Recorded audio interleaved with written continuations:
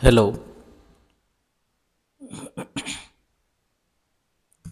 Hello.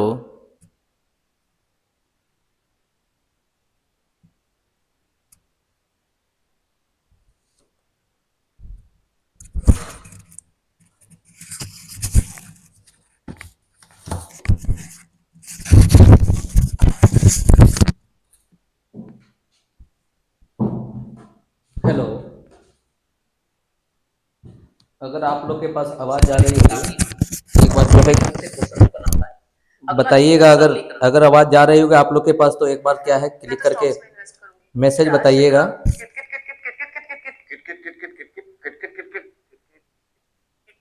अगर आप लोग के पास आवाज जा रही होगी मैसेज बताइएगा। थोड़ा सा अभी डिले थोड़ा हो जाता है। अगर आवाज जा रही है आप लोग के पास तो मैसेज बताइएगा, मैसेज करके। थोड़ा सा अभी डिले थोड़ा हो जाता है। अगर आवाज जा रही है आप लोग के पास तो मैसेज बताइएगा। यहाँ पे हम लोग फोल्डर खोल लेते हैं जिसके बारे में अभी हम लोग डिस्कशन करने वाले थे। और डिस्कशन में अभी हम लोग जो रखने वाले थे वो सीडीपी का थोड़ा सा क्वेश्चन था आपका। और कमेंट के जरिए आप लोग बताइएगा। अगर आवाज़ क्लियर होगा तो हम लोग फिर डिस्कशन स्टार्ट करेंगे। थोड़ा सा डिले हो गया। थोड़ा सा क्वेश्चन था आपका और कमेंट के जरिए आप लोग बताइएगा। अगर आवाज़ क्लियर होगा तो हम लोग फिर डिस्कशन स्टार्ट करेंगे। अब बताइएगा। अब क्लियर थोड़ा आवाज़ आ रहा होगा हमें लगता है। अब थोड़ा सा क्लियर हो गया होगा आवाज़ आप लोग का। आवाज़ जो है आप थोड़ा आवाज़ आ रहा होगा हमें लगता है। थोड़ा सा क्लियर हो गया होगा आवाज़ आप लोग का। हाँ, थोड़ा यहाँ पे मोबाइल भी चल रहा है। साउंड जो है खुद वेरीफाई कर रहे हैं। अगर साउंड सही लगे तो साउंड का वेरिफिकेशन भी हो रहा है आपका। तो अभी हम लोग क्या है स्टार्ट करेंगे। आपका जो भी यहाँ पे एक तो से क्या है क्वेश्चन रहेगा। क्वेश्चन का हमें लगता है कि ग्रुप में भी थोड़ा सा मैसेज भेज देते हैं ताकि ग्रुप में जो है उन लड़कों तक मैसेज पहुँच पाए।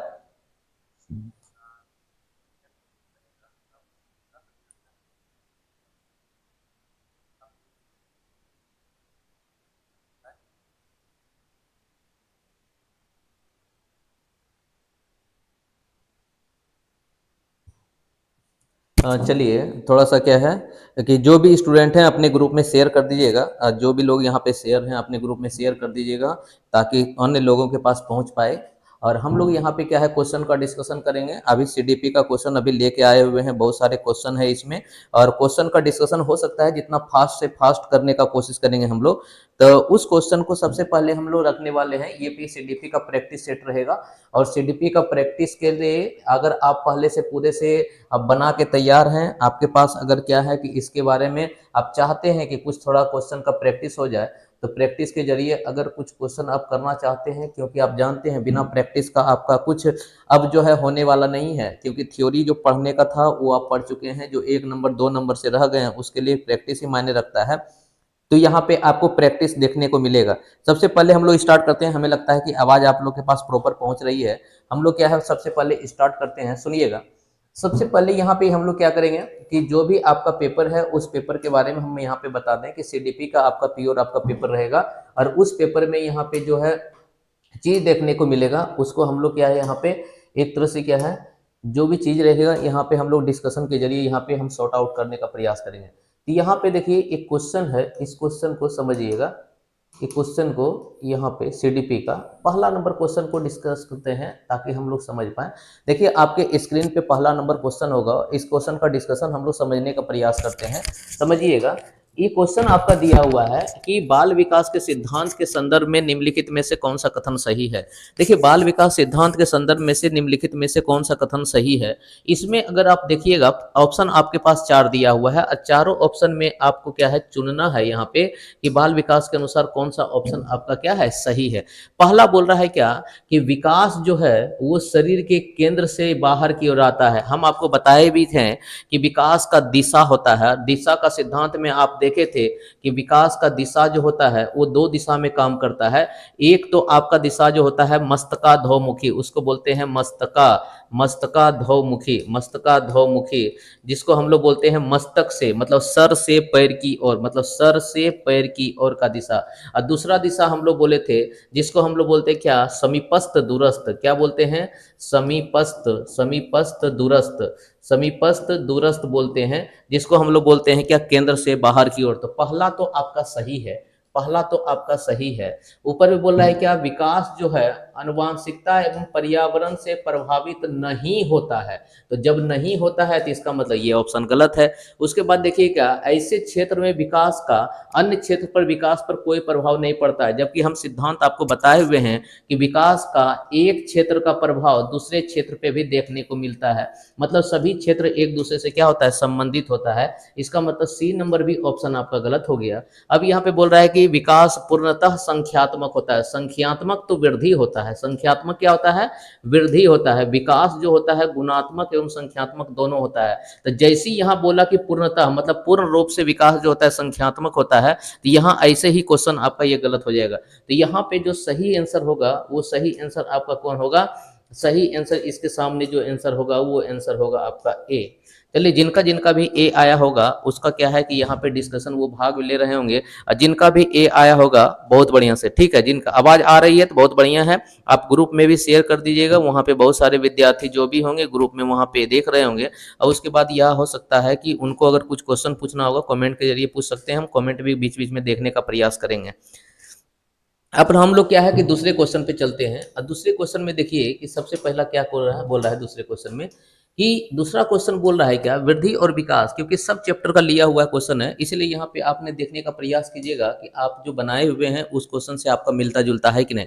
देखिए यहाँ पे क्या बोल रहा है कि बच्चे में भाषा विकास, बच्चे में भाषा विकास किससे प्रभावित होता है, बच्चे में भाषा विकास किससे प्रभावित होता है। क्वेश्चन यहाँ पे बहुत बढ़िया से दिया हुआ है कि बच्चे में भाषा विकास किससे प्रभावित होता है। पहला बोल रहा है कि केवल आनुवांशिकता, हम आपको शब्द बताएं कि केवल कभी नहीं होता है और आपको ये चीज देखना भी नहीं है, तो केवल आनुवांशिकता गलत हो गया। अब बोल रहा है यहाँ पे केवल वातावरण, और जानते हैं कि भाषा सीखना जो होता है वो वातावरण से ही होता है, लेकिन भाषा सीखने की योग्यता जो है जन्मजात होता है। तो इसलिए यहाँ पे बोला कि बच्चे में भाषा का विकास, तो भाषा का जो विकास होगा वो तो एक तरह से वातावरण देने का काम करेगा, वातावरण देने का काम करेगा।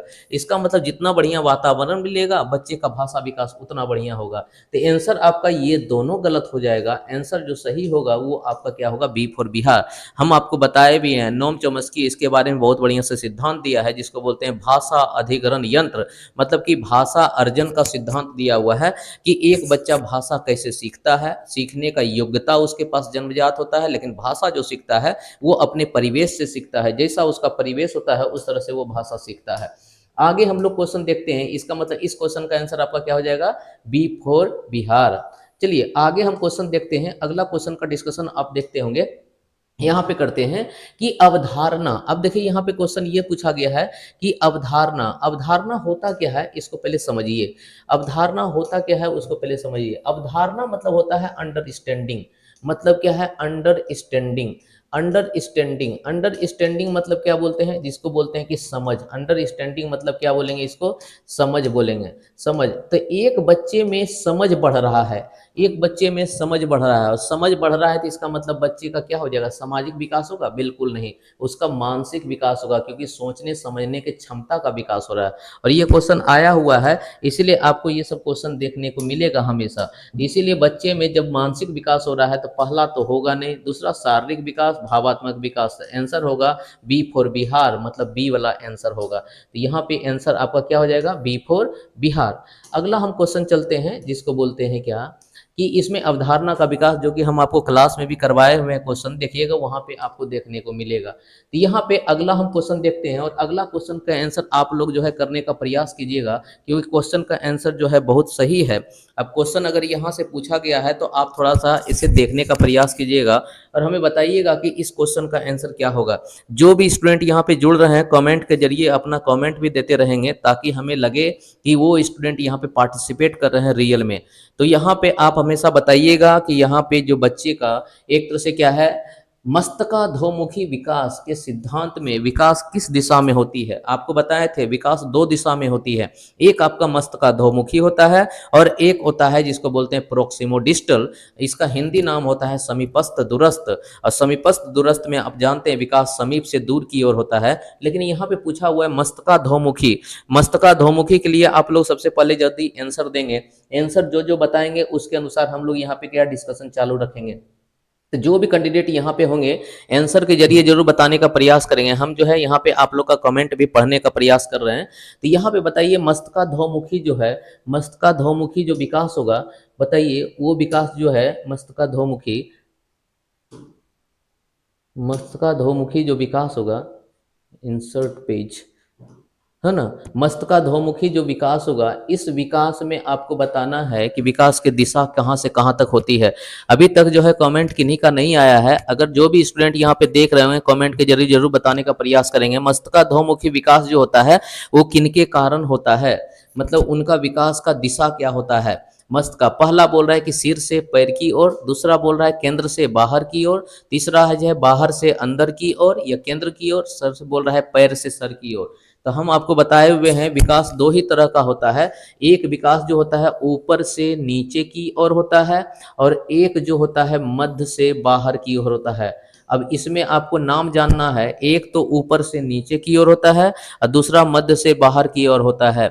हाँ सर, हाँ सर, लेकिन सब कमेंट नहीं कर रहे हैं, सब आपको बता रहे हैं। तो यहाँ पे जो आंसर होगा ऊपर से नीचे की ओर के बोलते हैं मस्तकाधोमुखी। ऊपर से नीचे की ओर जो विकास होता है उसको बोलते हैं मस्तकाधोमुखी। तो यहाँ पे ऊपर मतलब क्या होता है सर और नीचे मतलब होता है पैर। तो सर से पैर की ओर जो होगा उसको हम लोग क्या बोलेंगे, मस्तकाधोमुखी। तो इसका आंसर आपका क्या हो जाएगा, एक नंबर आंसर हो जाएगा।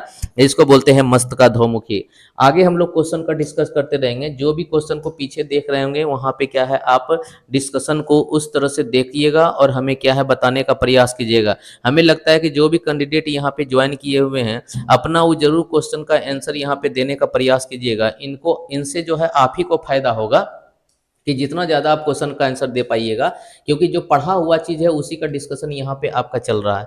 तो याद रखिएगा अगला क्वेश्चन का हम लोग डिस्कशन सबसे पहले कर लेते हैं। अब क्वेश्चन का आंसर आप लोग बताइएगा। हमें लगता है कमेंट में आप लोग क्वेश्चन का आंसर जरूर बताने का प्रयास कीजिएगा। क्वेश्चन का आंसर जरूर बताने का प्रयास कीजिएगा। हाँ हाँ, सबका आ रहा है, बहुत बढ़िया बहुत बढ़िया। तो अब रोशन भारती, अब देखिए क्या है, बोल रहा है कि एक प्रगतिशील कक्षा में, अब यहाँ पे क्वेश्चन ये है कि अगला क्वेश्चन को आप ध्यान देकर यहाँ पे डिस्कशन में जल्दी भाग लीजिएगा और बताइएगा एक प्रगतिशील कक्षा में क्या होना चाहिए। बोल रहा है कि केवल मुख श्रवण, मुख मतलब क्या है गूंगा और श्रवण मतलब होता है क्या कि एक तरह से श्रवण बाधित यहाँ होना चाहिए। यहाँ सही मायने में होना चाहिए श्रवण बाधित, बाधित, श्रवण बाधित, सही मामले में होना चाहिए यहाँ पे श्रवण बाधित। मतलब मुख और श्रवण बाधित बच्चे को खाली सम्मान देना चाहिए। सर आंसर देखते कहाँ है, अच्छा अच्छा अब आंसर देखेंगे, अच्छा अब आंसर देखेंगे, सबका आंसर देखेंगे। अब यहाँ पे पहला में बोला है केवल, तो आप यहाँ पे छांटने का तरीका भी थोड़ा सीख गए होंगे कि जहाँ पे भी केवल वाला आंसर होगा उसको हम लोग क्या है दूर करने का प्रयास करेंगे, क्योंकि वो आंसर होने का चांस आपका नहीं के कगार पे होगा। तो यहाँ जो केवल वाला है वो थोड़ा सा गलत होने का कगार पे है। उसके बाद देखिए बोला है कि अधिगम कर्ता, अधिगम कर्ता मतलब होता है बालक जो अधिगम करने वाला होता है। यहाँ सबका आंसर आ चुका है। उज्जवल कुमार बोल रहे हैं बी, संजना कुमारी बोल रही है बी, सबका हम देख पा रहे हैं। तो यहाँ पे बी अधिगम कर्ता की व्यक्तिगत, अधिगमकर्ता की व्यक्तिगत भिन्नताओं का सम्मान करना। सिंपल बात है कि बच्चे के अनुसार पढ़ाना, सही बात है, बच्चे के अनुसार पढ़ाना, इसलिए आंसर आपका क्या हो जाएगा बी सही हो रहा है। उसका बोल रहा है कि अंक उन्मुख, मतलब जिसका अंक ज्यादा है उसी पे ज्यादा ध्यान देना चाहिए, ये भी गलत है आपका। उसके बाद बोल रहा है कि अधिगम के व्यवहारवादी सिद्धांतों पर निर्धारित होना चाहिए। तो हमेशा याद रखिएगा कि जीन पियाजे के अनुसार, क्योंकि जब भी आपको बाल केंद्रित या प्रगतिशील शिक्षा होगा तो हम लोग जीन पियाजे के अनुसार काम करेंगे, ना कि हम लोग क्या है व्यवहारवादी के अनुसार काम करेंगे। व्यवहारवादी के अनुसार क्या है, जानवर को पढ़ाते हैं। व्यवहारवादी के अनुसार क्या है, जानवर को पढ़ाते हैं, मतलब लो लेवल मतलब का अधिगम बताता है व्यवहारवादी। सर स्क्रीन बड़ा कीजिए, स्क्रीन जो है बड़ा अभी नहीं हो पाएगा, इसमें कुछ सेटिंग है, उस सेटिंग के बारे में जानना पड़ेगा। थोड़ा सा स्क्रीन अभी जो है ना छोटा में ही देखिए, क्योंकि यहाँ पे थोड़ा सा आपको दिक्कत हो जाएगा अगर बड़ा स्क्रीन करते हैं। देखिए अगर बड़ा स्क्रीन करते हैं तो ये जो है चीज़ आपको बहुत बड़ा दिखने लगेगा। देखिए यहाँ आपको बहुत बड़ा दिखने लगेगा, इतना बड़ा दिखने लगेगा कि हमें जो है यहाँ से हटना पड़ेगा। यहाँ से हटना पड़ेगा। अब आप देख सकते हैं स्क्रीन जो है पूरा बड़ा है आपका। अब आप स्क्रीन पे देख सकते हैं क्वेश्चन को बहुत बढ़िया से। जिनको दिक्कत हो रहा होगा तो यहाँ पे क्वेश्चन को बहुत बढ़िया से वो देख सकते हैं। सारा क्वेश्चन आपके स्क्रीन पे रहेगा। यहाँ पे यही होगा कि हमें जो है यहाँ से हटना पड़ेगा। अब तो हमें लगता है कि स्क्रीन को आपको दिख रहा होगा क्वेश्चन।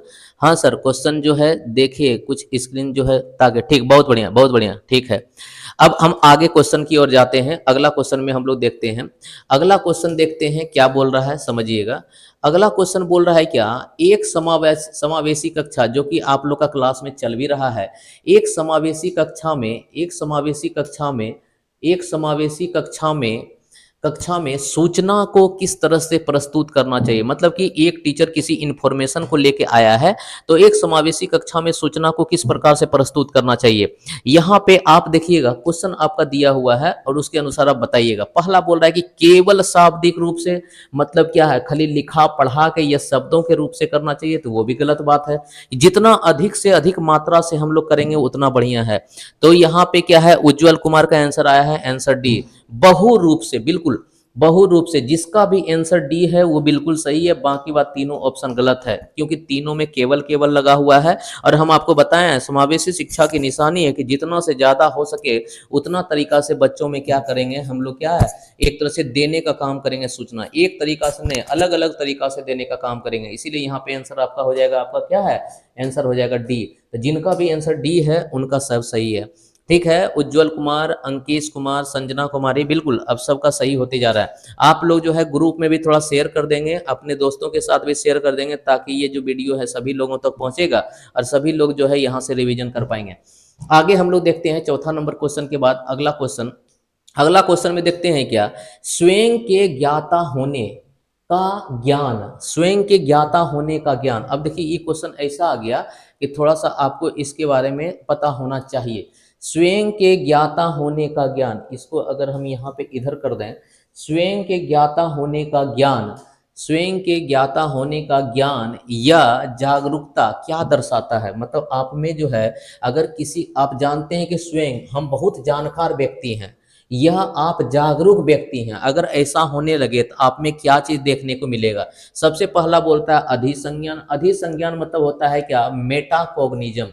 इसको बोलते हैं हम लोग मेटाकोग्निजम, मेटाकोग्निजम, कोग्निजम, कोग्निजम, मेटाकोग्निजम। मतलब कि आप जो है ना मतलब जो भी जिस जानकारी है उस जानकारी को बहुत बढ़िया तरीका से समझने लगे, उसको बोलते हैं मेटाकोग्निजम। अब यहाँ पे जो भी है सब बता रहे हैं क्या, डी आंसर है, डी आंसर है। जिनका भी डी आंसर है वो थोड़ा गलत है। अंकेश कुमार जो बी आंसर दे रहे हैं वो भी गलत हैं। यहाँ पे जो भी डी दे रहे हैं वो थोड़ा गलत आंसर है। थोड़ा इस पे विचार कीजिएगा। 5 नंबर क्वेश्चन पे जो भी बता रहे हैं वो थोड़ा गलत है, डी नंबर ऑप्शन। फिर से एक बार क्वेश्चन को पढ़िएगा और इस टाइप का क्वेश्चन हमेशा आपको बझाने का काम करेगा। इसीलिए यहाँ पे थोड़ा सा क्या है कि आपको दे दिया गया है, उस क्वेश्चन को थोड़ा सा समझिए कि आपको ये क्वेश्चन क्यों दिया गया है। तो ये क्वेश्चन दिया गया है कि स्वयं के ज्ञाता होना, मतलब कि हम जो है अपने आप में ये जान रहे हैं कि कॉन्फिडेंट है कि ये हम जानते हैं। तो स्वयं का ज्ञाता होना ये दर्शाता है कि आप में अधिसंज्ञान है, मतलब आपने संज्ञान से ऊपर हो गया है, आपका संज्ञान से ऊपर हो गया, जिसको बोलते हैं हम लोग अधिसंज्ञान। भ्रांति नहीं हो सकता है। भ्रांति मतलब होता है कंफ्यूजन, मतलब कि हम स्वयं का ज्ञाता होंगे तो हमको भ्रांति नहीं होगा। उसके बाद बोलते हैं कि स्मृति सहायक विधि, हमारा मेमोरी तेज करने के लिए विधि नहीं है और ना ही अभिप्रेरित करने के लिए विधि है। तो स्वयं का ज्ञाता होना क्या होता है, अधिसंज्ञान होता है। ये क्वेश्चन आपको एक बार नहीं कितना बार पूछा गया है ये क्वेश्चन। इसलिए जो भी यहाँ पे स्टूडेंट हैं, जो भी यहाँ पे डी मार रहे हैं, बी मार रहे हैं, सबका गलत है। यहाँ पे आपको सीखने को मिलेगा कि यहाँ पे होगा आपका ए नंबर आंसर। तो यहाँ पे जिनका भी ए हो रहा है वो सही है, बाकी बात जिनका है वो गलत है। वो थोड़ा सा अपने में विचार करेंगे, बाकी बात फिर यहाँ से देखेंगे। अगर किन्हीं को लगता है कि इस क्वेश्चन में डिस्कशन करना चाहिए तो हमें बताएंगे, डिस्कशन हम कर देंगे। अधिसंज्ञान मतलब होता है उन चीज़ों को। जी बिल्कुल बिल्कुल, संजना कुमारी ए नंबर, बिल्कुल सही। अब हम लोग आगे बढ़ते हैं। आगे क्वेश्चन में देखते हैं क्या, बोल रहा है क्या कि कौन सा संवेग, यहाँ पे देखिएगा क्वेश्चन दिया हुआ है, कौन सा संवेग विकास की गति को बढ़ाने का काम करता है। हम आपसे बताए थे कि संवेग जो होता है दो प्रकार का होता है। संवेग कितना प्रकार का? दो प्रकार का संवेग होता है। एक होता है सकारात्मक संवेग और एक होता है आपका नकारात्मक संवेग। सकारात्मक संवेग जो होता है विकास की गति को बढ़ाता है और नकारात्मक संवेग विकास की गति को घटाता है। तो वही देखिए नकारात्मक और सकारात्मक, यहाँ क्या बोल रहा है कि विकास की गति को तीव्र करता है। तीव्र करता है मतलब बढ़ाता है। तीव्र करके अगर बढ़ाता है तो बताइए मेरा आंसर कौन होना चाहिए यहाँ पे? तो बताइए घिरना। घिरना कैसा है? नकारात्मक संवेग, इसका मतलब ये नहीं होगा। अब बोल रहा है क्रोध, नकारात्मक संवेग, ये भी नहीं होगा। आश्चर्य जो है पॉजिटिव संवेग है, आपको हम बताए हुए हैं। आश्चर्य कैसा है? एक तरह से क्या है? धनात्मक संवेग है, इसलिए आंसर सी होना चाहिए। और यहाँ पे लग रहा है कि इंग्लिश में होता तो अच्छा होता। ठीक है उज्जवल कुमार, इंग्लिश में भी लाने का प्रयास करेंगे। अभी जो है तब तक आप हिंदी में कर लीजिए, अगले बार जो टाइपिंग होगा उसमें इंग्लिश भी देखने को मिलेगा। तो यहाँ पे आपका सी नंबर ऑप्शन सही होगा, बाकी बात यहाँ पे आपका गलत हो जाएगा। तो जीर भी स्टूडेंट का यहाँ पे हो रहा है, तो हमें लगता है कि उनका कम से कम तैयारी बढ़िया है। तो क्वेश्चन नंबर यहाँ पे देखने के बाद आगे नंबर क्वेश्चन हो जाएंगे, जो कि आपका सी नंबर आंसर हुआ। आगे यहाँ पे देखते हैं वाइगोस्की का थोड़ा सा क्वेश्चन आया हुआ है। वाइगोस्की क्वेश्चन देखिएगा थोड़ा सा क्या बोल रहा है वाइगोस्की। वाइगोस्की का क्वेश्चन बोल रहा है कि एक बच्चे में हम विकास करना चाहते हैं। एक बच्चे में हम क्या है? विकास करना चाहते हैं, और वो विकास किस तरह से होना चाहिए। एक बच्चे के अनुसार संज्ञानात्मक विकास में क्या महत्वपूर्ण भूमिका है। आप जानते हैं जब भी वाइगोस्की का नाम आता है तो वाइगोस्की के नाम में तीन चीज फेमस होता है। एक होता है CLS, सी से होता है कल्चर, सी से होता है कल्चर, सी से होता है कल्चर, एल से होता है लैंग्वेज, एल से होता है लैंग्वेज, और एक तरह से एस से होता है सोशल। इसका मतलब वाइगोस्की तीन चीज को महत्वपूर्ण मानता है, और उस महत्वपूर्ण में क्या है कि एक है आपका संस्कृति, एक है आपका संस्कृति, दूसरा है आपका भाषा, और तीसरा है आपका समाज। इसका मतलब समाज, संस्कृति और भाषा को वाइगोस्की महत्वपूर्ण मानता है। तो यहाँ पे देखिए दिया हुआ है क्या, तो यहाँ पे वाइगोस्की के अनुसार बोल रहा है कि संज्ञानात्मक विकास के लिए क्या महत्वपूर्ण है। पहला बोल रहा है कि सामाजिक, यहाँ पे बोल रहा है सामाजिक अनुभव। जहां अनुभव का बात हो जाए वहां जीन पियाजे, जहां अनुभव का बात हो जाए वहां पे क्या हो जाएगा आपका? जीन पियाजे। जहां पे अनुभव का बात हो जाए वहां हो जाएगा आपका जीन पियाजे। अभी यहाँ पे बोल रहा है क्या? परिपक्वता। परिपक्वता के बारे में जीन पियाजे, क्योंकि परिपक्वता जो होता है वो उम्र के अनुसार होता है, समझ के अनुसार होता है। पाढ़ के बारे में क्या है? वाइगोस्की बोला है, और स्कीमा के बारे में बोलने काम किया था जीन पियाजे। मतलब तीनों के बारे में जीन पियाजे ने बोला है। एक चीज के बारे में वाइगोस्की बोला है, उसका नाम कौन है आपका? पाढ़ है। क्या है? पाढ़ है। इसके फोल्डिंग है, ये ढांचा है। हमें लगता है कि इनका आंसर सबका आना चाहिए था, और सभी ने बहुत बढ़िया तरीका से इनका आंसर दिया है, जो आंसर आपका सी है। चलिए बहुत बढ़िया। आगे यहाँ हम लोग क्वेश्चन को देखते हैं। अगला क्वेश्चन में हम लोग देखने का प्रयास करते हैं क्या कि वाइगोस्की का ये क्वेश्चन देखने के बाद जीन पियाजे का क्वेश्चन आ चुका है, और जीन पियाजे का क्वेश्चन क्या है उसको थोड़ा सा किया। जीन पियाजे ने मानसिक विकास के सिद्धांत के लिए महत्वपूर्ण किसे माना। मतलब क्या है कि मानसिक विकास का सिद्धांत है और उसके लिए महत्वपूर्ण जीन पियाजे ने किसको माना? तो जिसको समाज ने एक तरह से क्या है वाइगोस्की ने माना है, जीन पियाजे को उसको नहीं माना। सिंपल बात है कि दोनों के बीच में लड़ाई है। तो बताइए समाज के बारे में वाइगोस्की बोला है तो जीन पियाजे नहीं बोला है। तो वही बोल रहा है कि विकास के लिए महत्वपूर्ण किसको माना थी, ये तो वाइगोस्की का हो जाएगा। अब बताइए यहाँ पे भाषा जो है ये भी वाइगोस्की का हो जाएगा, और संस्कृति जो है ये भी वाइगोस्की हो जाएगा। जीन पियाजे के अनुसार कौन होगा? तो जीन पियाजे के अनुसार खाली उम्र होगा। तो यहाँ पे लिख लीजिए, अगर पॉइंट बना के लिखना चाहते हैं तो लिख लीजिए कि जीन पियाजे के अनुसार जो होगा वो आपको क्या देखने को मिलेगा? जीन पियाजे, जीन पियाजे, जीन पियाजे, जीन पियाजे के अनुसार जो है उम्र सबसे ज़्यादा महत्वपूर्ण कारक है। उसके बाद परिपक्वता, परिपक्वता वो महत्वपूर्ण कारक है। उसके बाद अनुभव, अनुभव, अनुभव जो है वो महत्वपूर्ण कारक है। तीन चीज जीन पियाजे के अनुसार महत्वपूर्ण है। और वाइगोस्की के अनुसार अगर देखना चाहते हैं तो वाइगोस्की के अनुसार आप जानते हैं समाज, संस्कृति एवं भाषा, इसलिए वाइगोस्की के थ्योरी का नाम होता है सामाजिक सांस्कृतिक सिद्धांत।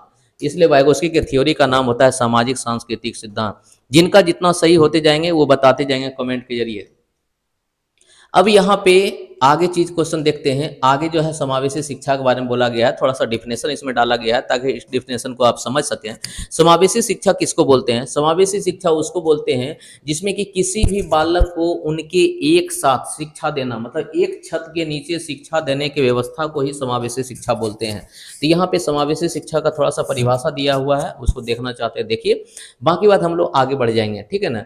आगे जैसे बढ़ते हैं तो आगे क्वेश्चन में आपको दिखाई देगा क्या कोहलवर का सिद्धांत जानते हैं कि कोहलवर का सिद्धांत में सबको दिक्कत होता है, और कोहलवर के सिद्धांत में सबको थोड़ा थोड़ा दिक्कत होता है, और इस दिक्कत को हम यहाँ पे खत्म करने का प्रयास करते हैं। देखिएगा कोहलवर का सिद्धांत क्या बोलता है।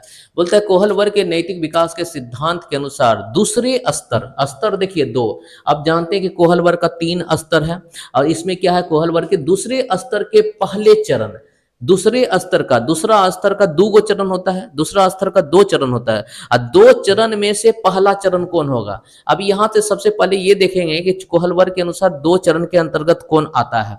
सबसे पहला देखिए साधन सापेक्ष उन्मुखता, साधन सापेक्ष उन्मुखता जो होता है ये पहला स्तर में आता है। उसके बाद बोल रहा है अच्छा लड़का अच्छा लड़की, ये दूसरे स्तर में आता है। उसके बाद कानून सापेक्ष उन्मुखता, ये भी दूसरे में आता है, ये भी दूसरे स्तर में आता है। साधन सापेक्ष उन्मुखता, ये भी क्या होता है, दूसरे स्तर में आता है। उसके बाद देखिए बोल रहा है कि आज्ञा पालन उन्मुखता, दंड एवं आज्ञा पालन उन्मुखता पहले में होता है, तो यहाँ पे हमको दूसरे में देखना था। दूसरे का किनका किनका आंसर आ रहा है, सबका आंसर बी आ रहा है, तो हमें लगता है कि सबका आंसर सही है। यहाँ पे होना क्या चाहिए, आपका बी होना चाहिए। क्वेश्चन पूछने का तरीका थोड़ा सा बदल दिया था यहाँ, क्योंकि पहला अवस्था नहीं पूछा है, यहाँ पे पूछा है कि दूसरे स्तर का पहला अवस्था कौन है। तो दूसरे स्तर का पहला अवस्था जीन पियाजे लॉरेंस कोहलवर का कौन हो जाएगा, आपका अच्छा लड़का अच्छी लड़की उन्मुखता, जिसको बोलते हैं good girl good boy orientation. आगे हम लोग देखते हैं इसी क्वेश्चन को। आगे इस क्वेश्चन में ज़्यादा कोई डिस्कस तो करने का था नहीं, क्योंकि क्वेश्चन हम लोग डिस्कस करेंगे, कुछ क्वेश्चन लाएंगे फिर वहाँ पे, तो वहाँ हम लोग डिस्कस करेंगे। फिलहाल जो हम यहाँ पे एक तरह से क्या है सीरीज चलाने का, क्योंकि आज संडे का दिन है, तो जितना भी निचोड़ है उसको एक तरह से क्या है पेश करने का प्रयास कर रहे हैं, ताकि समझिएगा। अब यहाँ पे क्वेश्चन ये है कि लड़का लड़की में भेदभाव किया जाना क्या कहलाता है। मतलब लड़का और लड़की में भेदभाव, चाहे किसी भी तरह से भेदभाव हो, उस भेदभाव को यहाँ पे हम लोग क्या बोलेंगे। सबसे पहला बोल रहा है कि जेंडर रूढ़िबद्धता, बिल्कुल बोलते हैं। बोल रहा है कि मुक्त होना, मतलब लिंग मुक्त होना। और दूसरा बोल रहा है क्या कि इसमें ए बोल रहा है क्या, ए और बी दोनों, मतलब दोनों होना। उसके बाद बोल रहा है कि जेंडर निरंतरता। देखिए जेंडर निरंतरता का कोई मतलब नहीं है, ए और बी कुछ है नहीं और सी भी है नहीं, तो आंसर जो होना चाहिए वो होना चाहिए क्या, जेंडर रूढ़िबद्धता। लड़का और लड़की में फर्क करना, ये जेंडर रूढ़िबद्धता, मतलब कि हमारी पुरानी सोच है, हमारी क्या है पुरानी, हमारी पुरानी सोच के कारण, हमारी पुरानी सोच के कारण ऐसा चीज होता है। अगर सोच मेरा नहीं हो तो जेंडर रूढ़िबद्धता का कभी भी हमको नौबत नहीं आएगा, इसलिए ये पुरानी सोच के कारण होगा। सबका आंसर ए है। ए जिनका जिनका भी आंसर है वो बहुत बढ़िया है, बाकी बात सब आपका गलत होगा, ठीक है ना। यहाँ पे आंसर आपका क्या हो जाएगा, ए नंबर। चलिए बहुत बढ़िया, आगे क्वेश्चन को हम लोग डिस्कस करते हैं। आगे क्वेश्चन में समझिएगा, आगे क्वेश्चन दिया हुआ है कि बालक के मानसिक विकास के लिए निज वाक बताइए। पहले निज वाक के बारे में बोलने वाला मनोवैज्ञानिक कौन था। निज वाक जिसको हम लोग बोलते हैं प्राइवेट स्पीच, क्या बोलते हैं हम लोग, प्राइवेट प्राइवेट प्राइवेट स्पीच बोलते हैं, प्राइवेट स्पीच। निज वाक को हम लोग क्या बोलते हैं, प्राइवेट स्पीच। और प्राइवेट स्पीच के बारे में बोलने वाला कौन था, ठीक है, good night sir, good morning sir. चलिए बहुत बढ़िया। प्राइवेट स्पीच के बारे में बोलने वाला कौन था, जीन पियाजे, बिल्कुल नहीं था, लेव वाइगोस्की बोला था, क्योंकि लेव वाइगोस्की ने भाषा को 3 भागों में बांटा था, और 3 भाग में क्या था, पहला था जिसको हम लोग बोलते थे सामाजिक संभाषण, दूसरा था जिसको था एक तरह से क्या है प्राइवेट स्पीच या व्यक्तिगत संभाषण या निज संभाषण, और तीसरा था जिसको हम बोलते थे मौन संभाषण। तो 3 तरह के संभाषण के बारे में, ये भाषा के बारे में बताया था, उसी में निज संभाषण या निज वाक के बारे में वाइगोस्की ने बताया। तो इसका आंसर क्या होना चाहिए, सभी कमेंट में जरूर बताइएगा। हाँ सर बी होगा, बिल्कुल बिल्कुल बिल्कुल, यहाँ पे आंसर आपका बी होगा, और बाकी बात बी के अलावे नहीं होगा। जॉन डीवी जो था, जॉन डीवी देने वाला क्या था, जॉन डीवी जो है एक तरह से जॉन डीवी देने वाला था प्रगतिशील शिक्षा, प्रगतिशील शिक्षा। जॉन डीवी ने क्या है प्रगतिशील शिक्षा के बारे में, प्रगतिशील शिक्षा के बारे में दिया था। यहाँ पे कोहलबर्ग ने नैतिक विकास का सिद्धांत दिया था, जीन पियाजे ने संज्ञानात्मक विकास का सिद्धांत दिया था, और लेव वाइगोस्की ने संज्ञानात्मक विकास का सामाजिक सांस्कृतिक सिद्धांत दिया था। ये तीनों का अपना अपना सिद्धांत था, वहां पे हम लोग जानने का प्रयास करेंगे। चलिए आगे क्वेश्चन में हम लोग क्या है डिस्कस करते हैं, आगे क्वेश्चन की ओर। थोड़ा सा क्वेश्चन में जल्दी निकलते हैं ताकि जो भी स्टूडेंट यहाँ पे है उनका फास्ट रिवीजन हो जाए। आज संडे का टाइम भी था, आप घूमने के लिए भी आज निकले होंगे बहुत सारे विद्यार्थी, लेकिन क्या है जिनको घूमना है घूमने दीजिए, बाकी बात यहाँ हम लोग क्या है क्वेश्चन का डिस्कशन करते हैं। हम लोग सबसे पहले यहाँ पे ये देखने का प्रयास करते हैं कि प्राथमिक समाजीकरण का उदाहरण है। आप बताइए कि समाजीकरण का मतलब क्या होता है। समाजीकरण मतलब होता है समाज में घुलना मिलना, समाज में घुलना मिलना। समाजीकरण मतलब होता है समाज में घुलना मिलना, समाजीकरण मतलब होता है समाज में घुलना मिलना। तो समाज में घुलना मिलना जो होता है उसके लिए समाजीकरण, प्राथमिक समाजीकरण का जो उदाहरण होगा उसको हम लोग क्या बोलेंगे। सबसे पहला बोल रहा है कि प्राथमिक समाजीकरण का समाज होगा, बिल्कुल गलत है, क्योंकि समाज में बच्चा बाद में जाता है, पहले वो अपने घर परिवार में जाता है। दूसरा बोल रहा है विद्यालय, तो विद्यालय से भी बच्चा पहले अपने घर में आता है, क्योंकि ये द्वितीय समाजीकरण का उदाहरण है। और सभी, जब दो गो नहीं हुआ तो सभी तो होगा ही नहीं। उसके बाद जो होगा परिवार, क्योंकि बच्चा प्राथमिक समाजीकरण जब भी पूछे तो देखिए एक बच्चा जन्म लेने के बाद सबसे पहले कहाँ पे है, एक बच्चा जन्म लेने के बाद सबसे पहले जहाँ पे है उसी को हम लोग बोलते हैं प्राथमिक समाजीकरण। तो इसका आंसर हो जाएगा आपका सी हो जाएगा। क्या हो जाएगा? सी। तो जिनका जिनका भी सी आया हुआ है उनका बिल्कुल सही है, बिल्कुल सही है, सबका सी सही है। तो यहाँ पे हम लोग क्या है देखने का प्रयास करेंगे। थोड़ा इजी क्वेश्चन है, तब पर भी आपके रिवीजन के लिए बहुत बढ़िया होगा, क्योंकि सबसे पहले क्या है बेसिक क्वेश्चन को आप समझिएगा, तभी आगे का क्वेश्चन हम लोग डील करेंगे, तो वहां पे आगे चीज आपको काम आएगा। यहाँ पे देखिए अगला क्वेश्चन देखने के लिए, अगला क्वेश्चन में आपको बोल रहा है क्या कि जीन पियाजे के दृष्टिकोण में नई सूचना को, अब यहाँ पे क्वेश्चन थोड़ा सा पलट गया। क्या बोल रहा है? नई सूचना को अपने अपने मौजूदा स्कीमा, मौजूदा मतलब पहले से बना हुआ, मौजूदा मतलब पहले से बना हुआ। तो जीन पियाजे के अनुसार नए सूचना को पुराने स्कीमा में जोड़ने की प्रक्रिया क्या कहलाती है? बताइए। नए ज्ञान को पुराने सूचना में, नए सूचना को पुराने ज्ञान में जोड़ने की प्रक्रिया क्या कहलाती है? समायोजन। जिनका भी समायोजन है वो गलत है, थोड़ा सा विचार कीजिएगा। जिनका भी समायोजन है वो गलत है, जिनका भी समाजीकरण है वो भी गलत है, क्योंकि समाजीकरण का यहाँ मतलब नहीं था। जिनका भी यहाँ पे ऑप्शन, जिनका भी सी आ रहा है, बहुत बढ़िया, बहुत बढ़िया, बहुत ही बढ़िया, जिनका ऑप्शन यहाँ पे सी आ रहा है, सी यहाँ पे आंसर होगा, क्योंकि सी मतलब होता है एसिमिलेशन।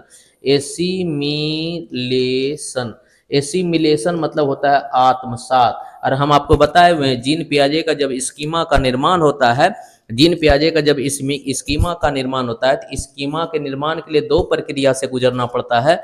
दो प्रक्रिया में एक प्रक्रिया जिसको बोलते हैं आत्मसातकरण, और दूसरा प्रक्रिया जिसको बोलते हैं हम लोग समायोजन। और हमेशा इन दोनों कंफ्यूजिंग होता है, इसलिए यहाँ बोलते हैं कि क्वेश्चन को थोड़ा पढ़िएगा। नए सूचना को मौजूदा स्कीमा, मौजूदा मतलब पहले से जो बना हुआ है, पहले से बना हुआ स्कीमा में जोड़ने की प्रक्रिया क्या बोलते हैं यहाँ पे? आत्मसातकरण। क्लियर है? और इसी का दूसरा नाम कभी दे सकता है जिसको हम बोलते हैं समावेशन। आगे क्वेश्चन में मूव करते हैं, आगे क्वेश्चन हम लोग मूव करते हैं। देखिए बाल केंद्रित शिक्षा का क्वेश्चन फिर आया हुआ है। बाल केंद्रित शिक्षा और प्रगतिशील शिक्षा का क्वेश्चन कुछ आया हुआ है, उसको हम लोग थोड़ा सा डील कर लेते हैं। देखिए बाल केंद्रित शिक्षा का क्वेश्चन क्या है उसको थोड़ा सा समझिएगा। ये क्वेश्चन को ये है कि बाल केंद्रित शिक्षा में बाल केंद्रित शिक्षा को देने वाला कौन था? अब ये देखिए दो तरह का क्वेश्चन है, एक तो बाल केंद्रित शिक्षा और दूसरा प्रगतिशील शिक्षा। तो बाल केंद्रित शिक्षा को देने वाला कौन था बताइएगा। थोड़ा बाल केंद्रित शिक्षा को देने वाला कौन था वो बताइएगा। बाल केंद्रित शिक्षा को देने वाला कौन है वो थोड़ा आप लोग बताइएगा कि बाल केंद्रित शिक्षा को देने वाला कौन है। बिल्कुल यहाँ पे रूसो बाल केंद्रित शिक्षा को देने वाला कौन है? अभी तक कमेंट नहीं आया। बाल केंद्रित शिक्षा को देने वाला जॉन डीवी है क्या? जॉन डीवी है क्या? तो जॉन डीवी बाल केंद्रित शिक्षा को नहीं दिया। जॉन डीवी जो दिया था वो प्रगतिशील शिक्षा को दिया था। किसको दिया था? प्रगतिशील शिक्षा। जॉन डीवी जो दिया था वो प्रगतिशील शिक्षा को दिया था। स्किनर जो दिया था वो दिया था क्रिया प्रसूत अनुबंधन का सिद्धांत। क्रिया प्रसूत अनुबंधन का सिद्धांत स्किनर दिया था, जो कि हम लोग अधिगम में पढ़ेंगे। यहाँ पे अब रूसो है। रूसो क्या है? बाल केंद्रित शिक्षा को देने वाला था। बाल केंद्रित शिक्षा का जन्मदाता किसको बोलते हैं? रूसो, जो कि स्विट्जरलैंड का मनोवैज्ञानिक है। और साथ में यहाँ पे जीन पियाजे संज्ञानात्मक विकास का सिद्धांत दिया था। इसीलिए यहाँ पे आंसर क्या हो जाएगा आपका? आंसर हो जाएगा आपका ए। तो जिनका भी आंसर ए वो सही है, बिल्कुल बिल्कुल, जिनका भी आंसर ए है वो सही है। उज्जवल कुमार जी जी बिल्कुल, संजना कुमारी, सबका सही है। जिनका भी आंसर ए है वो सही है, रूसो हो जाएगा। चलिए आगे क्वेश्चन को देखते हैं, जल्दी जल्दी क्वेश्चन को देख के हम लोग आगे बढ़ते हैं। और यहाँ पे थोड़ा सा बड़ा क्वेश्चन नहीं है, नहीं, क्वेश्चन थोड़ा सा छोटा ही है। चलिए इस क्वेश्चन को देख के हम थोड़ा सा बनाने का प्रयास करते हैं। क्या निम्नलिखित में से कौन सा समाजीकरण का निष्क्रिय है? निष्क्रिय मतलब कि ऐसा चीज जो समाजीकरण को बढ़ावा नहीं देता है, मतलब ऐसा चीज जो समाजीकरण को बढ़ावा नहीं देता है, तो उसी को बोलते हैं निष्क्रिय एजेंसी। तो निष्क्रिय एजेंसी समाजीकरण का कौन होता है, उसको थोड़ा सा यहाँ पे देखिए। समाजीकरण का निष्क्रिय एजेंसी कौन होता है उसको थोड़ा सा देखिए। पहला बोल रहा है कि मेला। तो बताइए, मेला जब आदमी जाता है तो वहां सजग रहता है, एक दूसरे बात विचार करता है, एक दूसरे से घुलता मिलता है, तो कभी मेला समाजीकरण का निष्क्रिय एजेंसी होगा? बिल्कुल नहीं होगा। तो इसका मतलब ये गलत है। दूसरा बोल रहा है विद्यालय। तो बताइए, विद्यालय से बालक का समाजीकरण बढ़ता है, तो ये भी गलत हो गया। पुस्तकालय, पुस्तकालय बालक का क्या है? निष्क्रिय एजेंसी है, क्योंकि पुस्तकालय में जब बालक जाता है तो एक दूसरे से बात विचार नहीं करता है, यहाँ पे किसी से भी बात विचार नहीं करता है, इसलिए यहाँ पे क्या है? ये निष्क्रिय एजेंसी है। और साथ में यहाँ पे क्लब है। क्लब मतलब क्या? लोगों का समूह। क्लब मतलब क्या है?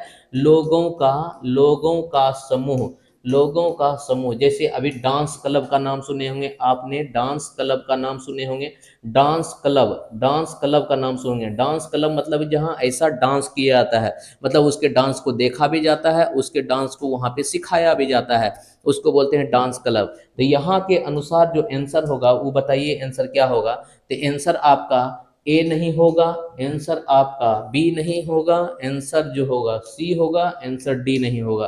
तो केवल जो है सी के बारे में कहाँ पे चर्चा है? तो केवल सी के बारे में चर्चा आपको 4 नंबर में है, इसलिए आंसर क्या हो जाएगा आपका? 4 नंबर। तो जिनका भी 4 नंबर आया हुआ है वो सही है, बाकी बात जिनका नहीं आया हुआ है वो थोड़ा गड़बड़ है, ठीक है ना। आगे हम लोग देखते हैं, आगे हम लोग देखने का प्रयास करते हैं। आगे क्वेश्चन समाजीकरण में ये सब जितना भी क्वेश्चन है आपका क्या है? पढ़ाया हुआ क्वेश्चन है। तो अभी जिनको भी लग रहा होगा थोड़ा कि आसान आसान क्वेश्चन है, लेकिन सोचिए कि आप जब तक नहीं पढ़िएगा ये क्वेश्चन आपको कितना हार्ड लगेगा। अभी आसान इसलिए लग रहा है क्योंकि ये क्वेश्चन आपका पढ़ा हुआ है।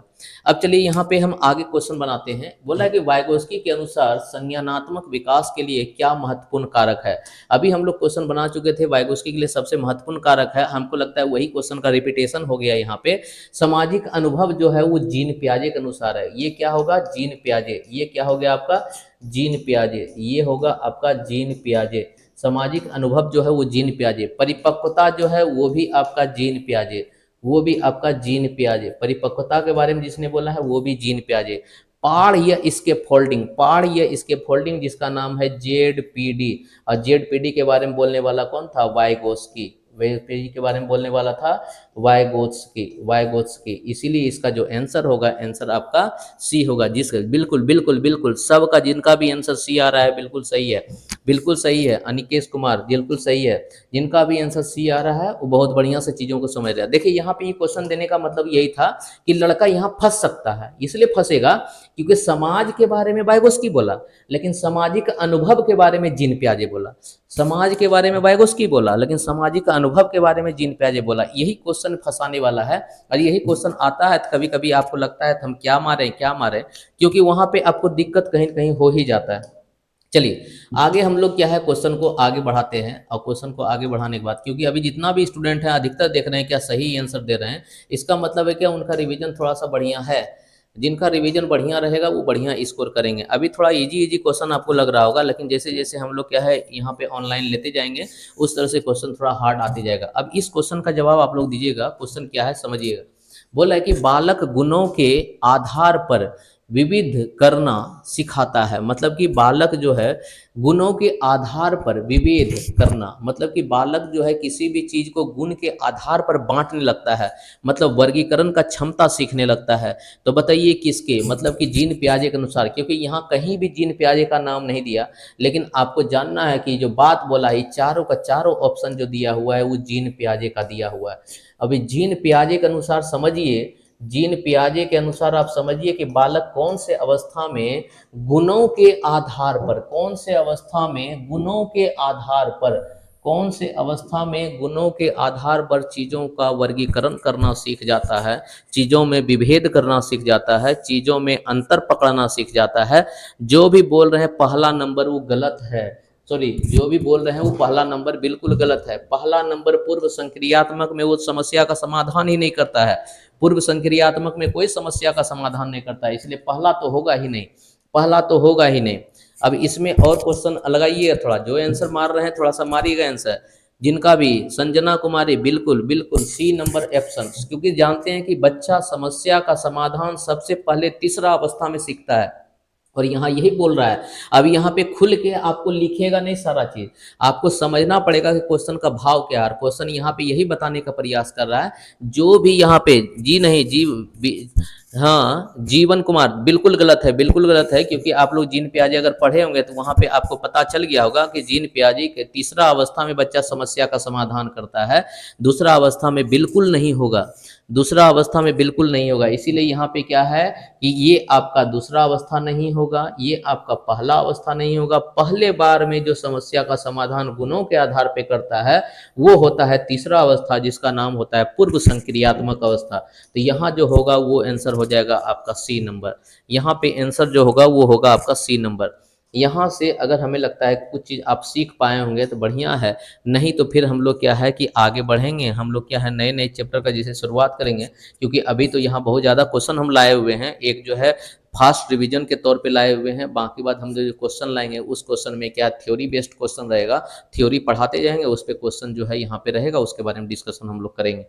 आगे हम लोग देखते हैं इसका जो आंसर होगा सी। हमें लगता है कि सबको समझ में आ गया, जिनको समझ में नहीं आया होगा वो कमेंट करके बताएंगे। जी नवल, नवल बिल्कुल, जिनका भी सी आया है वो सही है। अगला क्वेश्चन भी जल्दी मूव करते हैं, और जल्दी मूव करने के बाद अगला क्वेश्चन की ओर बढ़ते हैं। देखिए अगला क्वेश्चन में क्या बोल रहा है आपका, अगला क्वेश्चन में बोल रहा है कि बाल केंद्रित शिक्षा शास्त्र की विशेषता है। मतलब बाल केंद्रित, कोई भी बाल केंद्रित जब शिक्षा शास्त्र, मतलब बाल केंद्रित, बालक को ध्यान में रख के जब पढ़ाते हैं, तो बताइए इसका विशेषता क्या है। इसका विशेषता क्या है कि बच्चा याद करता है, बिल्कुल नहीं, बच्चा समझता है। तो इसका मतलब ये बात तो पहले गलत होगा, क्योंकि यहाँ याद करने वाला बात हो गया। दूसरा बोल रहा है कि वर्गीकरण करना सीख जाता है। वर्गीकरण क्या, कुछ भी चीज को सीख जाएगा, यहाँ पे उससे मतलब नहीं है। बोला कि अनुभव को प्राथमिकता देता है। जब बाल केंद्रित शिक्षा है तो बालक के अनुभव को प्राथमिकता देंगे कि नहीं देंगे, बिल्कुल देंगे। अब यहाँ पे देखिए आप सोचिएगा कि बी नंबर भी अक्सर होगा, सी नंबर में होगा, क्योंकि बी नंबर में बोला वर्गीकरण। अब वर्गीकरण सीखना कोई बड़ी बात नहीं है, लेकिन यहाँ वर्गीकरण का मतलब ये बोल रहा है कि बच्चा को अति योग्यता के अनुसार या अनुभव के अनुसार अलग अलग लेवल में या वर्गों में बांटना, इसलिए यहाँ पे बी नहीं होगा। जिनका भी सी है बिल्कुल सही है, जिनका भी सी है बिल्कुल सही है, जिनका भी सी है वो बिल्कुल सही है। यहाँ पे आपका सी नंबर आंसर सही होगा, क्योंकि सी नंबर आंसर में बालक के क्षमताओं को, बालक के रुचि को ध्यान में रख के कराया जाता है, इसीलिए इसके बाल केंद्रित शिक्षा का विशेषता माना गया है। तो यहाँ पे हम लोग जो देखेंगे बाल केंद्रित शिक्षा का विशेषता क्या था कि बालक को ध्यान में रखते हुए, बालक के अनुभव को ध्यान में रखते हुए पढ़ाना। तो आंसर क्या हो जाएगा आपका सी नंबर। आगे हम लोग क्वेश्चन बढ़ते चलते हैं। आगे नंबर क्वेश्चन में देखिएगा आकलन या मूल्यांकन। चूंकि आप लोग पढ़े नहीं होंगे इसलिए आकलन मूल्यांकन का क्वेश्चन आपको थोड़ा सा डिस्टर्ब करेगा, तब पर भी हम बताने का प्रयास करते हैं, आप सीख पाइएगा। देखिए आकलन या मूल्यांकन का जो क्वेश्चन है उस क्वेश्चन में क्या है समझिएगा थोड़ा सा। बोल रहा है क्या निम्नलिखित में से कौन सा योगात्मक आकलन का निशानी है। देखिए आकलन जो होता है दो तरह का होता है, आकलन जो होता है वो दो तरह का आकलन होता है। आकलन मतलब समझिए कि आकलन मतलब होता क्या है। आकलन मतलब ये होता है कि आपके प्रगति को मापना, कि आपने कितना प्रगति किया है। वो प्रगति को मापने के लिए दो तरीकों का प्रयोग करता है, उस प्रगति को मापने के लिए दो तरीकों का प्रयोग करता है। एक तो प्रयोग होता है जिसको हम लोग बोलते हैं क्या कि रचनात्मक, जिसको बोलते हैं रचनात्मक आकलन, जिसको बोलते हैं हम लोग रचनात्मक आकलन, रचनात्मक आकलन। और एक होता है आपका योगात्मक आकलन, एक होता है आपका योगात्मक आकलन। एक होता है रचनात्मक और एक होता है योगात्मक। दोनों में अंतर क्या है समझिएगा। रचनात्मक आकलन उसको बोलते हैं, रचनात्मक आकलन उसको बोलते हैं जो कि बच्चों में लगातार होते रहता है। लगातार मतलब दिन प्रतिदिन डेली होते रहता है। मतलब क्या है, डेली होता है। इसको हम ये बोल सकते हैं कि डेली होता है। डेली जो आकलन होता है उसको हम लोग बोलते हैं रचनात्मक। और जो लंबे समय के बाद होता है, लंबे समय के बाद, जो लंबे समय के बाद होता है उसको हम लोग क्या बोलते हैं, योगात्मक। अब यहाँ से क्वेश्चन यही पूछा कि कौन सा ऐसा टेस्ट है जो कि बालकों में योगात्मक है। योगात्मक कहने मतलब ऐसा जो लंबे समय के बाद होता है। बताइए, क्लासरूम टेस्ट जिसको बोलते हैं क्लास टेस्ट, क्लास टेस्ट तो आपको सप्ताह में हो जाता है, 15 दिन में हो जाता है। शिक्षक टेस्ट जिसको हम लोग बोलते हैं टीचर टेस्ट, जो कि आप जानते हैं कि वीकेंड के हमेशा देखने को मिलता है सप्ताह में। साप्ताहिक टेस्ट ये भी देखने को मिलता है। लेकिन बताइए, ये वार्षिक टेस्ट जो होता है वो लंबे समय के बाद होता है कि नहीं, 1 साल के बाद होता है। वार्षिक टेस्ट कितना होता है, 1 साल के बाद होता है। इसलिए इन तीनों में सबसे लंबा जो एग्जाम होता है, सबसे लंबे समय के बाद जो एग्जाम होता है वो एग्जाम होता है डी। और सबने क्या है, अंकेश कुमार ने डी मारा, बाकी बात सबने सी मारा। जो जो सी मारे हैं वो गलत है, क्योंकि यहाँ पे योगात्मक आकलन पूछा है। तो योगात्मक आकलन में आंसर आपका क्या होना चाहिए, आंसर होना चाहिए डी। हमें लगता है कि अगर आपने नहीं पढ़े हैं तो थोड़ा सा यहाँ पे दिक्कत होगा। अगर आप पढ़े हुए हैं तो बहुत बढ़िया, अंकेश कुमार उनका आंसर यहाँ पे सही है। चलिए आगे हम लोग इन चीज को देखते हैं। हमें लगता है कि आपको थोड़ा मोड़ा कुछ तो समझ में आया होगा। आगे हम लोग क्वेश्चन को देखते हैं कि बुद्धि, बुद्धि चैप्टर आप पढ़े हुए हैं और आपके क्लास में चल भी रहा है बुद्धि चैप्टर। तो बुद्धि चैप्टर से क्वेश्चन है, इस क्वेश्चन को हमेशा आप जो है थोड़ा सा समझ के बनाने का प्रयास कीजिएगा, क्योंकि अगर आप पढ़ रहे हैं तो इसमें थोड़ा सा दिक्कत तो कम से कम आपको नहीं होना चाहिए, हमें लगता है। तो चलिए, क्या है बुद्धि चैप्टर का क्वेश्चन उसको पहले समझिए आप। बुद्धि चैप्टर का क्वेश्चन क्या बोल रहा है उसको समझिए। पहला बोल रहा है कि हार्वर्ड गार्नर कितना प्रकार का बुद्धि दिया हुआ है। हार्वर्ड गार्नर ने 9 प्रकार का बुद्धि दिया हुआ है, जिसमें कि प्रारंभ में उन्होंने 8 प्रकार का बुद्धि दिया था, और प्रारंभ में उन्होंने क्या है 7 प्रकार का बुद्धि दिया था, और 8वां बुद्धि के रूप में उन्होंने जिसको जोड़ा था उसको बोलते थे प्राकृतिक बुद्धि, और 9वां बुद्धि के रूप में उन्होंने जोड़ा था उसको बोलते थे अस्तित्ववादी बुद्धि। चलिए, यहाँ पे बोल रहा है हार्वर्ड गार्नर के बहुबुद्धि सिद्धांत के अनुसार आंतरिक, आंतरिक मतलब अपने अंदर, आंतरिक मतलब अपने अंदर, आंतरिक भावना मतलब अपने अंदर के भावना को पहचानने एवं प्रयोग से संबंधित है। मतलब कौन ऐसा अंदर आदमी है जो अपने मन के भावना की, देखो यहाँ पे बोल रहा है क्या कि यहाँ पे कहीं पे बोला कि दूसरे के भावना को नहीं, यहाँ पे बोला आंतरिक। आंतरिक मतलब खुद के अंदर, खुद के अंदर के भावना को पहचानने का क्षमता किसका होता है। तो हम आपको 2 तरह का बताइए यहाँ पे आपको बताए थे। एक होता है आपका इंटरपर्सनल, एक होता है आपका इंटरपर्सनल, और एक होता है आपका इंट्रापर्सनल। इंटर को बोलते थे अंतर्वैयक्तिक बुद्धि, इसको बोलते थे अंतर्वैयक्तिक बुद्धि, और इसको बोलते थे अंतःवैयक्तिक बुद्धि।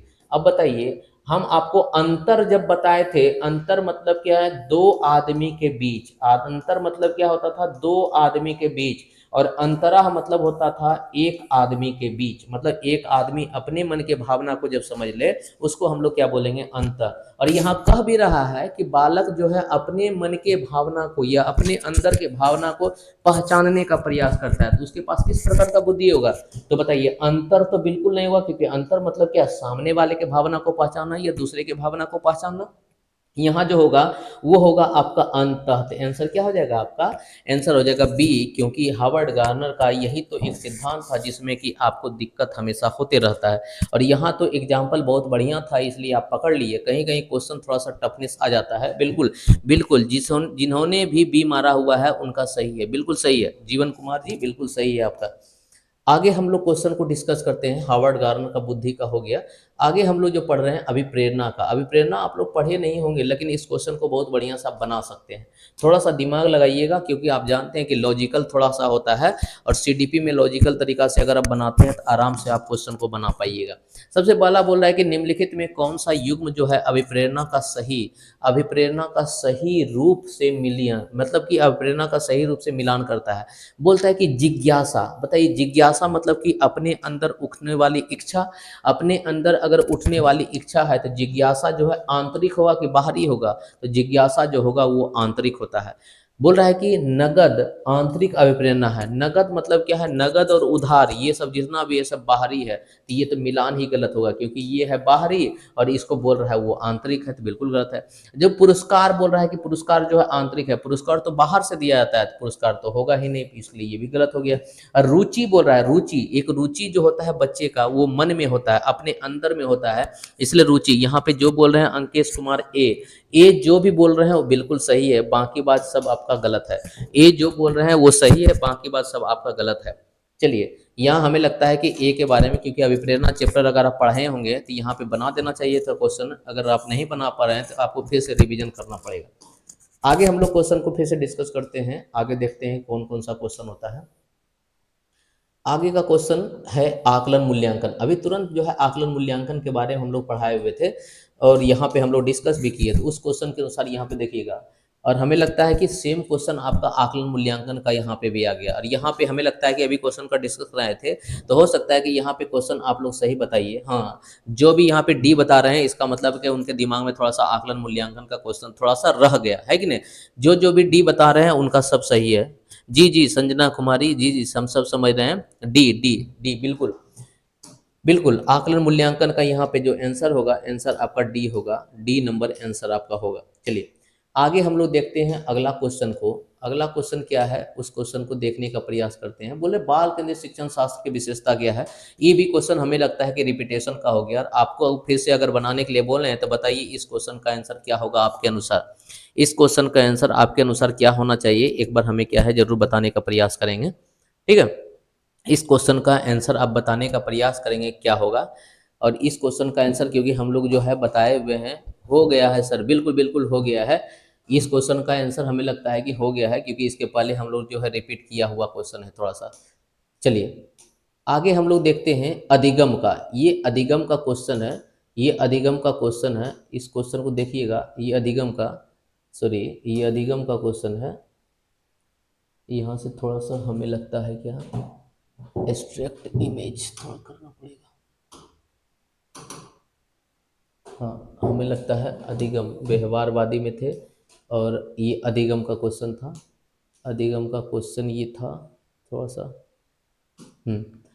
अब ये अधिगम का क्वेश्चन क्या बोल रहा है, बोल रहा है कि अधिगम जो होता है वो थोड़ा क्या है, व्यवहार में परिवर्तन। अधिगम का मतलब होता है क्या, व्यवहार में परिवर्तन। और व्यवहार में कैसा परिवर्तन, तो परमानेंट परिवर्तन, अस्थाई परिवर्तन ही अधिगम कहलाता है, जो कि हम क्लास में बताते रहते हैं। अधिगम के क्षेत्र जो है 3 भाग में क्या है, एक तरह से ब्लूम ने दिया गया है। और अधिगम का 3 क्षेत्र कौन है, जिसको बोलते हैं संज्ञानात्मक, भावात्मक और क्रियात्मक। इसी संज्ञानात्मक को हम लोग बोलते हैं मानसिक, इसी संज्ञानात्मक को हम लोग क्या बोलते हैं, मानसिक। इसी भावात्मक को हम लोग क्या बोलते हैं, सामाजिक। इसी भावात्मक को हम लोग क्या बोलते हैं, सामाजिक। इसी क्रियात्मक को हम लोग क्या बोलते हैं, शारीरिक। तो बताइए 3 क्षेत्र दिया गया है, और 3 क्षेत्र के बारे में हम लोग किस में पढ़ते हैं, विकास में पढ़ते हैं। तो इसका मतलब कि विकास और अधिगम दोनों बराबर है कि नहीं, ये विकास है उधर अधिगम है, इसलिए अधिगम का 3 क्षेत्र और विकास का 3 क्षेत्र दोनों क्या है, मिला हुआ है। इसलिए यहाँ पे सर टॉपिक है सर, अच्छा ठीक है, ये टॉपिक, हाँ टॉपिक है। टॉपिक के बारे में थोड़ा सा क्या है यहाँ पे हम चर्चा कर दिए, ताकि आपको लगे कुछ ना कुछ आपको क्या, अगर सीखते जाते हैं अधिगम के बारे में, क्योंकि डायरेक्ट आपको अधिगम का क्वेश्चन मिलेगा तो आपको दिक्कत तो होगा ही होगा। चलिए यहाँ पे अब देखिए थोड़ा सा एक क्वेश्चन है डिसलेक्सिया। एक क्वेश्चन है जो कि एक से जो अभी आप पढ़ रहे हैं समावेशी शिक्षा, उसी से मिलता हुआ क्वेश्चन है। साइंस भी ऑल सब्जेक्ट, बिल्कुल ऑल सब्जेक्ट का होगा, ऑल सब्जेक्ट का होगा। लेकिन अब लोग यहाँ पे अभी डिस्कशन जो कर रहे हैं वो क्वेश्चन कर रहे हैं आपका क्या है, सीडीपी का। और सीडीपी का ऐसा क्वेश्चन का डिस्कशन हो रहा है जो कि हर एक सब्जेक्ट के पेडागोजी में आपको देखने को मिलेगा। तो सबसे पहले यहाँ पे देख लेते हैं, एक बोल रहा है कि डिसलेक्सिया। डिसलेक्सिया बताइए कि किस तरह का विकार है डिसलेक्सिया। आप बताइए कि डिसलेक्सिया जो होता है, डिसलेक्सिया डिसलेक्सिया आपका क्या है, 5 तरह का विकार होता है, जिसको हम डिसलेक्सिया को बोलते हैं पठन संबंधी विकार। पठन संबंधी विकार मतलब पढ़ने संबंधी विकार को डिसलेक्सिया बोलते हैं, जो हमें लगता है कि क्लास में आपको बताए हुए भी हैं। और जो भी आंसर आपका यहाँ पे ए दे रहे हैं, बिल्कुल ए सही है, क्योंकि पठन संबंधी विकार जो है डिसलेक्सिया होता है। अब हमें यहाँ पे क्वेश्चन करके बताएंगे कि डिस्ग्राफिया में किसके संबंधित विकार होता है। डिस्ग्राफिया में आप कमेंट करके बताएंगे डिस्ग्राफिया में किस संबंधित विकार होता है, मतलब किस चीज़ों में गलती देखने के लिए हम बोलते हैं कि डिस्ग्राफिया हो गया बच्चे में। डिस्ग्राफिया जो है किस संबंधित विकार होता है, डिस्ग्राफिया जो है कौन से संबंधित विकार है? आप जो है यहाँ पे लिख के बताएंगे कि डिस्ग्राफिया जो है कौन से संबंधित विकार है। डिस्ग्राफिया जो है कौन सा संबंधित विकार है? यहाँ पे जो है वो पठन संबंधी विकार आपको देखने को मिला, डिसलेक्सिया। तो डिस्ग्राफिया जो है कौन सा संबंधित विकार है? लिखना, बिल्कुल बिल्कुल, लिखना या लेखन संबंधित विकार, बिल्कुल लेखन संबंधित विकार जो है डिस्ग्राफिया है। अब इसके बारे में डिटेल से पढ़िएगा तो और भी चीज़ आपको समझ में आएगा। तो यहाँ से हम लोग क्या है छोटा छोटा चीज़ जो है लेके चल रहे हैं ताकि आपको उसके बारे में ओवरऑल जानकारी है कि नहीं ये हम लोग जान पाए। अब बोल रहा है क्या, बीने साइमन बुद्धि परीक्षण। देखिए बुद्धि का परीक्षण आपका हुआ था और बुद्धि के परीक्षण के बारे में ये क्वेश्चन पूछा गया और ये क्वेश्चन आया हुआ है, ऐसा नहीं पूछा गया है। ये पूछा गया है बीने साइमन बुद्धि परीक्षण, मतलब बीने और साइमन ये दोनों मिलके, बीने भी एक नाम है जिसको बोलते हैं अल्फ्रेड बीने और साइमन भी एक नाम है, दोनों दोस्त है और दोनों मिलके बुद्धि का परीक्षण किया। दोनों मिलके क्या किया, बुद्धि का परीक्षण किया। और ये बुद्धि का परीक्षण कैसा था, शाब्दिक था, मतलब शब्दों का प्रयोग किया गया, और शाब्दिक था कि पिक्चर का प्रयोग किया गया कि चित्र का प्रयोग किया गया, यहाँ पे शब्द का प्रयोग किया कि चित्र का प्रयोग किया कि सामूहिक बुद्धि परीक्षण मतलब एक साथ ग्रुप का परीक्षण किया गया, या अशाब्दिक एवं व्यक्तिगत बुद्धि परीक्षण किया गया। बताइए बीने का जो बुद्धि परीक्षण था कैसा बुद्धि परीक्षण था, शाब्दिक बुद्धि परीक्षण कि व्यक्तिगत बुद्धि परीक्षण, ये बताइएगा हमको। शाब्दिक बुद्धि परीक्षण या व्यक्तिगत बुद्धि परीक्षण, बीने का कैसा परीक्षण था, बीने का बुद्धि परीक्षण कैसा था बताइए, शाब्दिक था कि अशाब्दिक था? सबसे पहले तो आपके दिमाग में ये होना चाहिए बीने का बुद्धि परीक्षण बिल्कुल बिल्कुल, जिन्होंने भी डी बोला है वो बिल्कुल सही है, जिन्होंने भी डी बोला है, क्योंकि देखिए शाब्दिक यहाँ भी है शाब्दिक यहाँ भी है। बीने जो है शाब्दिक बुद्धि परीक्षण तो किया है, लेकिन बीने ने एक आदमी का परीक्षण एक साथ बताया, मतलब कि एक आदमी का एक साथ परीक्षण को देखते हैं व्यक्तिगत परीक्षण, मतलब कि शाब्दिक के साथ साथ उन्होंने व्यक्तिगत परीक्षण को भी दिया था। इसलिए बीने का बुद्धि परीक्षण जो है वो शाब्दिक भी है और व्यक्तिगत बुद्धि परीक्षण है। इसके बारे में हम लोग जब डिटेल से पढ़ेंगे तो वहाँ पे और भी चीज़ आपको देखने को मिलेगा। तो यहाँ पे बीने का जो बुद्धि परीक्षण था वो आपका शाब्दिक बुद्धि परीक्षण है, मतलब शब्दों का प्रयोग किया गया। और शब्दों का प्रयोग कैसे, जैसे मान लो कि सीटेट का एग्जाम देते हैं, तो सीटेट के एग्जाम में तो मान लीजिए कि आपका टेस्ट हो रहा है कि टीचर बनने लायक हैं कि नहीं आप, तो कैसा परीक्षण है, वो आपका शाब्दिक बुद्धि परीक्षण है। वही चीज़ वहाँ देखने को मिलता है। तो बीने का जो बुद्धि परीक्षण था वो शाब्दिक था और व्यक्तिगत था। अगला क्वेश्चन हम लोग देखते हैं, क्वेश्चन अब लास्ट होना चाहिए बुद्धि का। अब देखिए बुद्धि का हार्वर्ड गार्नर का ये तो क्वेश्चन हमें लगता है कि हो गया था, अब सेम क्वेश्चन का रिपीटेशन यहाँ पे हो रहा है। ये क्वेश्चन हो गया था, सेम क्वेश्चन का रिपीटेशन आपको यहाँ देखने को मिल रहा है। उसके बाद देखिए क्या, यहाँ से आपका द एंड हो गया है। द एंड होने में क्या है, सतत एवं व्यापक मूल्यांकन के बारे में आपको कभी कभी कुछ देखने को मिलेगा। सतत एवं व्यापक मूल्यांकन के बारे में आपको कुछ ना कुछ देखने को मिलेगा, क्योंकि ये चैप्टर इतना ज़्यादा इम्पोर्टेंट है कि एनसीएफ 2005 जीन पियाजे पे आधारित है। जीन पियाजे आप जीन पियाजे को कितना बढ़िया से पढ़े हुए हैं एनसीएफ 2005 में पता चलेगा। ये भरमन जो है ये क्या है, एक प्रोफेसर रेन नाम का एक मनोवैज्ञानिक है, जो कि भरमन विधि के माध्यम से पढ़ाने को महत्वपूर्ण माना है। और रचनात्मक होता है, रचनात्मक जिसको बोलते हैं कि जीन पियाजे इसके लिए दाता है। और जीन पियाजे जो है रचनावादी है, क्योंकि उन्होंने बोलता है रचनात्मक मतलब होता है ज्ञान का रचना करना, किसके, अनुभव के माध्यम से ज्ञान का रचना करना। तो ये सब चीज़ जो ऐसा है जो बहुत ज़्यादा इंपॉर्टेंट है। Thank you sir, thank you आप लोग को। बाकी बात हम लोग क्या है नई वीडियो में फिर से जुड़ेंगे तो वहाँ पे हम लोग चर्चा करेंगे। यहाँ पे आपको क्या है बेसिक चीज़ था कुछ क्वेश्चन का, उस क्वेश्चन का समावेश यहाँ पे हम लोग लेके आए थे। फिर हम लोग क्या है नई वीडियो में आएंगे तो नए क्वेश्चन के साथ आएंगे। तब तक के लिए आपका थैंक यू।